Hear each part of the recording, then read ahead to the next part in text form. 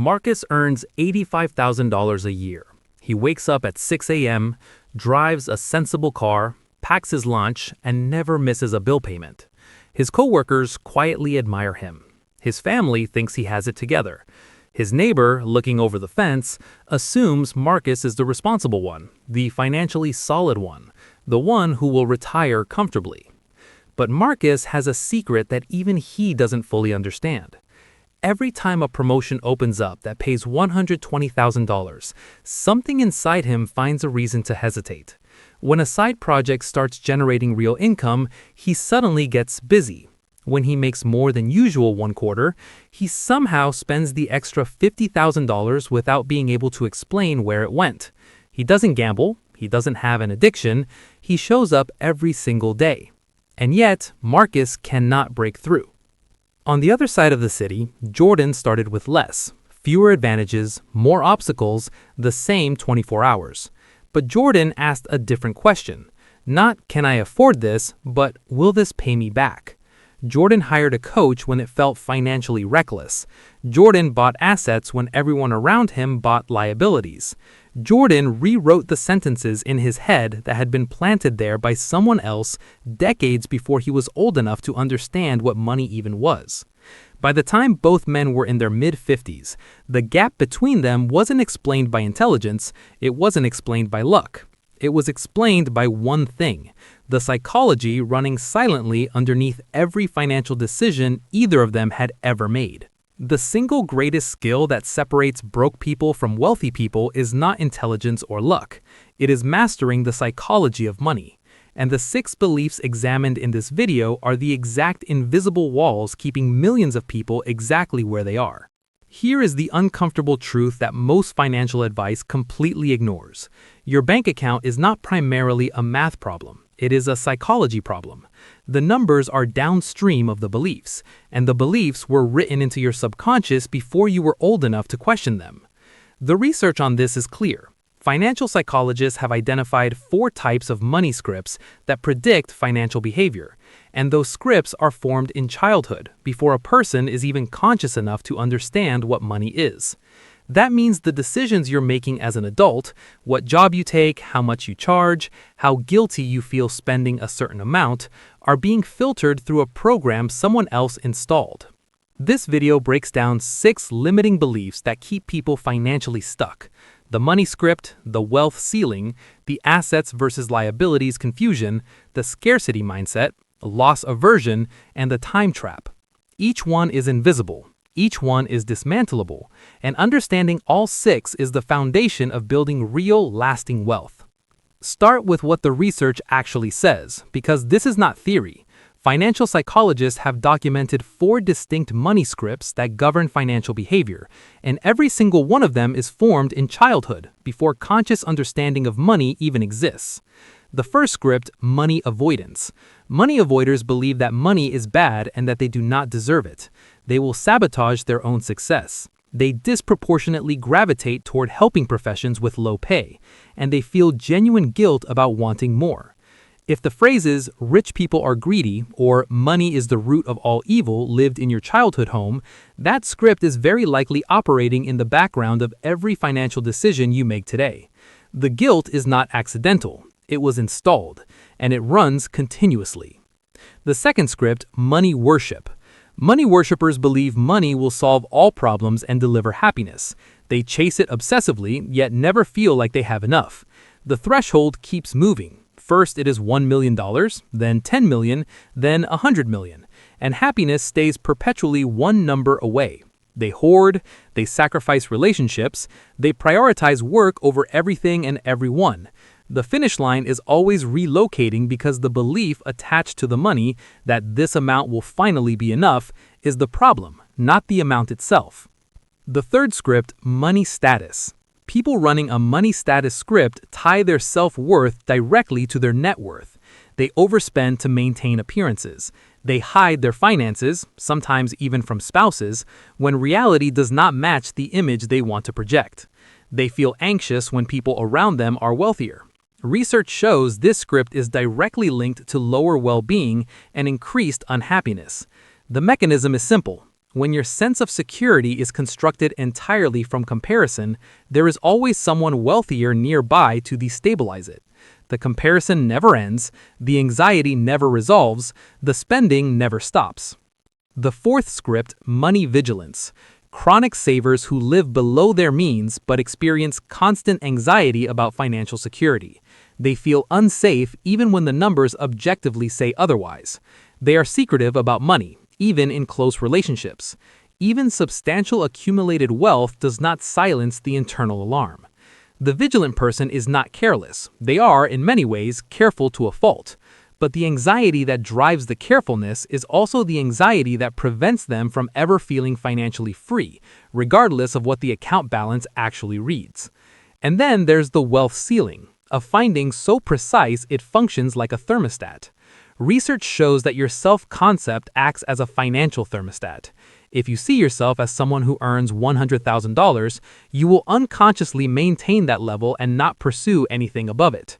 Earn $150,000, you will spend an additional $50,000. Earn $80,000, you will stress and work until you're back at $100,000. The ceiling is invisible. The ceiling is real. The ceiling is not set by the market, it's set by identity. The data on loss aversion is equally precise. Research by Daniel Kahneman and Amos Tversky showed that the pain of losing $100 is psychologically twice as powerful as the pleasure of gaining $100. Losing feels twice as bad as winning feels good. That asymmetry is not a character flaw. It is a cognitive architecture, and it is the reason people hold losing investments hoping for recovery, stay in dead-end jobs for years longer than logic justifies, avoid salary negotiations, and never take the financial risks that building wealth requires. The brain is designed to protect what already exists, not to pursue what could exist, and that design flaw in the context of modern wealth building is catastrophically expensive. That's the operating system. That's what's actually running beneath the surface of every financial decision you believe you're making freely. The reason these 6 beliefs are so difficult to break is that they are not consciously chosen, they are absorbed. Somewhere in childhood, before any real understanding of financial systems, before any ability to evaluate or reject incoming information, phrases get written into the subconscious.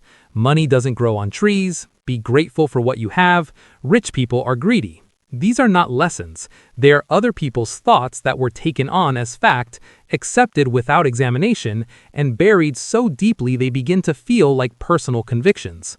And once they're written into the subconscious, they start dictating everything. What jobs feel acceptable, how much money feels appropriate to charge for work, what level of spending triggers guilt versus excitement, what wealth feels deserved versus excessive. The script runs silently and completely, and most people never realize they're following one they didn't write themselves. They believe their financial ceiling is a reflection of their capability. It is actually a reflection of their programming. The identity trap has a specific signature. The internal sentence sounds like, "I'm scrappy, I'm surviving, I'm getting by." That sentence feels honest, even humble, but it is also a ceiling. Build an identity around surviving and the brain will find ways to keep surviving.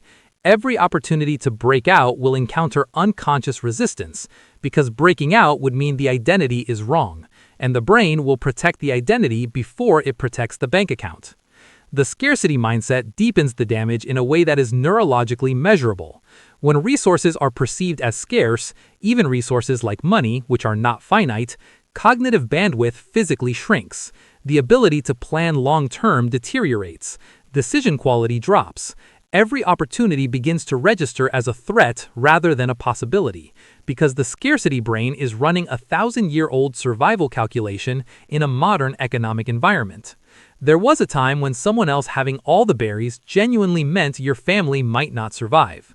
The brain has not fully updated to the reality that money is not a finite resource being divided among competitors. It is something that is being created continuously. There is more of it being made every single day. But the scarcity brain doesn't know that. And until it's retrained, it will keep making decisions as though there are only so many berries and someone else is about to get them all. The painful irony is this: the behaviors that feel the most financially responsible, hoarding, avoiding risk, holding on to losing positions, doing everything yourself to save money, never spending on things that improve capability, are often the precise behaviors that prevent wealth from building. The psychology of survival and the psychology of wealth accumulation are not just different. In several critical ways, they are directly opposed. What kept your ancestors alive is what keeps your bank account stagnant. That is not a personal failure. It is a design conflict that requires deliberate, conscious retraining. The numbers make the invisible visible.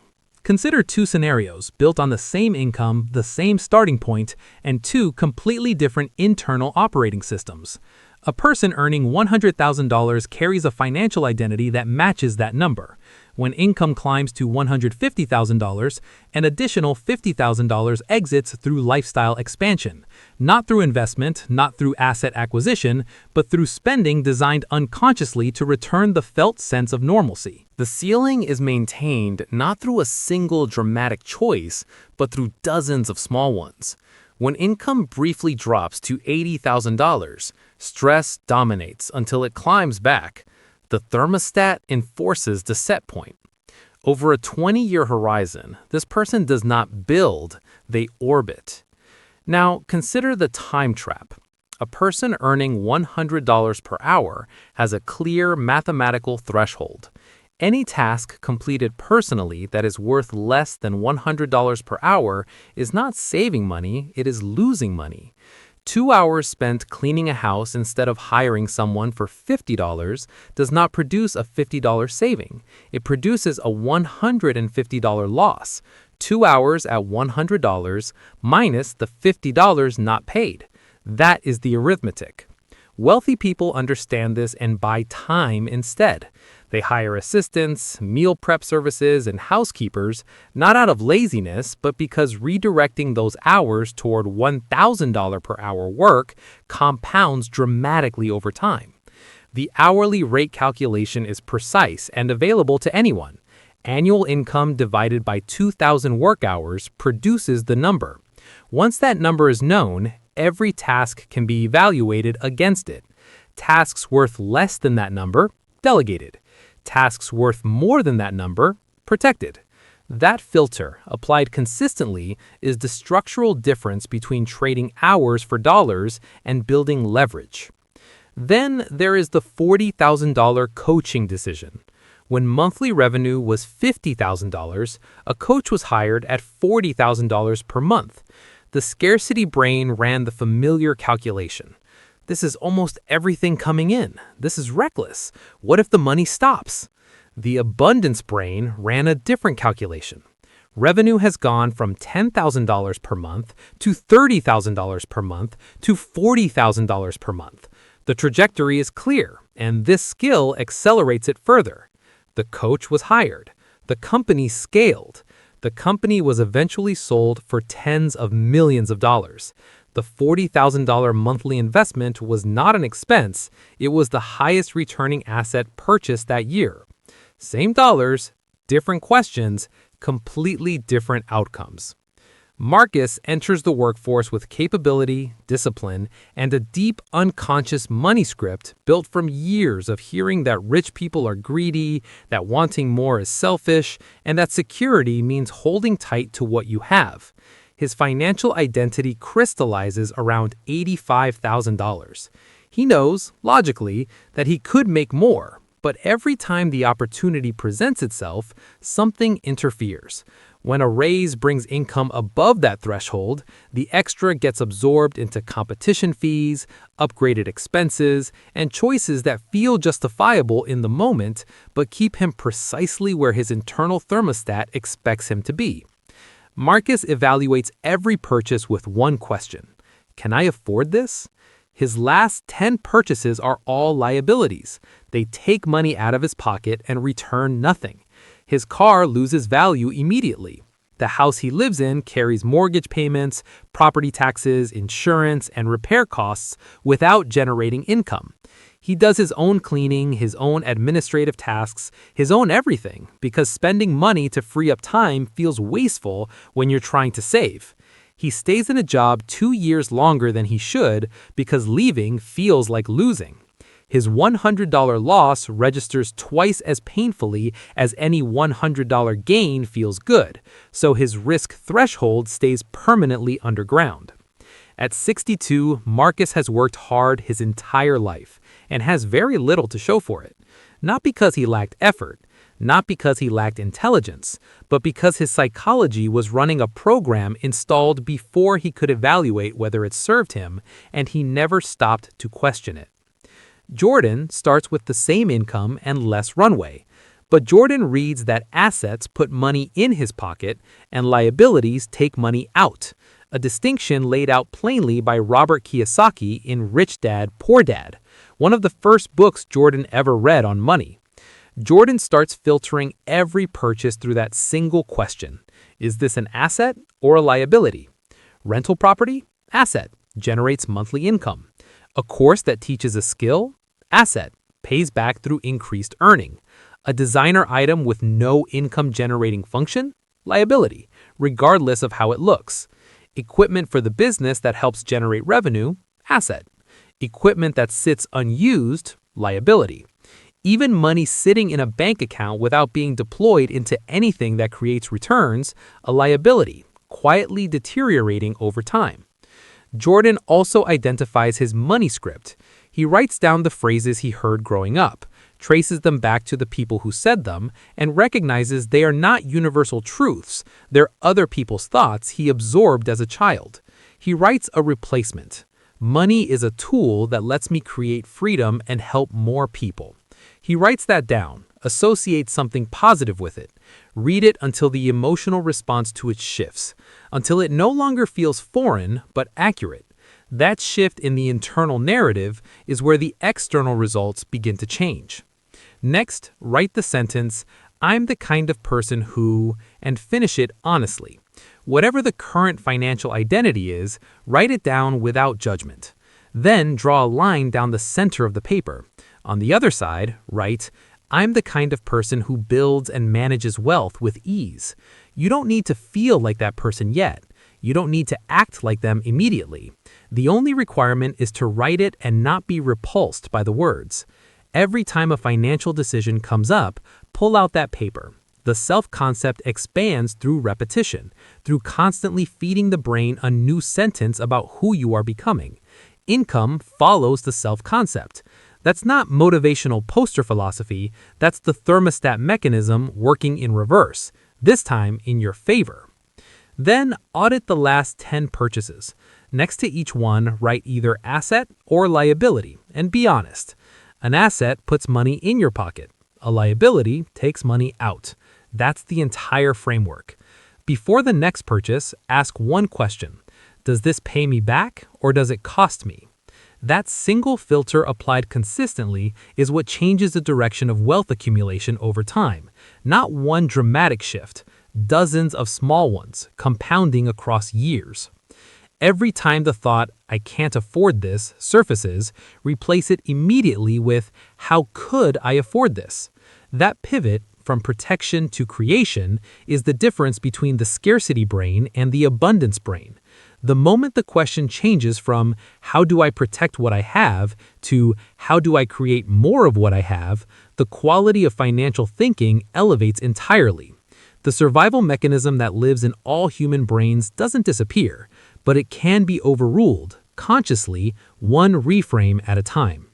Finally, calculate your hourly rate.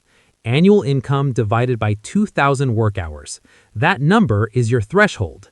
Anything worth less than that number per hour is a candidate for delegation, automation, or elimination. Go through the calendar. Identify how many hours are being spent on tasks that fall below that line. Then ask the uncomfortable question. What would happen if those hours were redirected toward work that generates returns at or above that rate? Time is the only resource that doesn't multiply. Money does. The wealthy buy time and sell leverage. The financially stuck sell time and buy convenience with what's left. Pick one of these 5 shifts, just one. Identify the area where the gap between where you are and where you want to be is largest.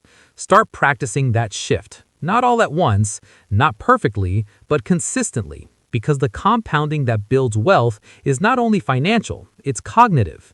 Every time you overrule the scarcity impulse, every time you ask the better question, every time you pull out that piece of paper and read the sentence about who you are becoming, the program updates. Slowly, then suddenly.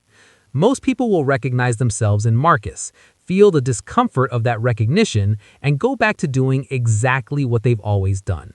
Because the subconscious program is familiar, and this comfort is not. You don't have to be most people.